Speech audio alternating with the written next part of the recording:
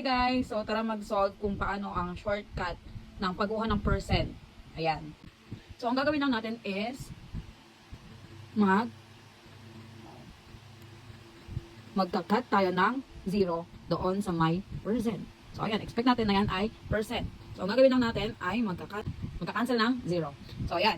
Paano nga ba yung cancellation ng 0 sa percent? So halimbawa, ang kukunin natin ay 5% ng 500. So expect natin na yung percent na ito ay itong dalawang 0 na ito. So paano? I-cancel natin itong 0 na ito na dalawa at i-cancel natin itong 0 na dalawa. So dalawa yung 0, dalawa yung cancel natin na 0 dito sa ating percent. So paano na? Ang tira na natin is 5 at 5. So ang 5% ng 500 ay 5 times 5 is equal to 25. Okay? Kahit i-calculator nyo pa yan, ang lalabas din ay 5% of 500 is 25. So next naman, paano to? 20% of 300. So cancel tayo ng 0 dito. Ayan. At cancel ulit tayo dito ng dalawang 0 sa percent. So paano na ulit? So ang natira ay 20 at 3. So 20 times 3 is equal to 60. So 20% ng 300 ay 60. Okay. So next naman, ito. So 3% ng 87. So, 3% daw ng 87. Paano yun? Wala naman tayong i-cancel ng 0 dito. So, ang gagawin lang natin is ito times ang 3 sa 87. So, ilan na yun? 87 times 3 is equal to 1, 32, 24, 26, 261.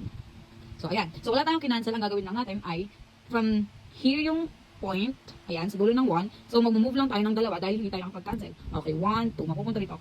So, 3% of 87 is equal to 2.61. Okay.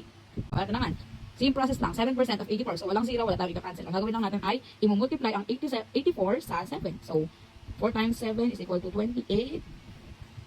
Okay, meron tayo ditong 2. 7 times 8, 56, 58. So, meron tayo ditong 7% of 84 is equal to 588. So, same process. Nandito yung point. I-move lang natin ng dalawa dahil wala tayong cancel. Ayan. So, ang 7% ng 84 ay 5.88. So, next naman.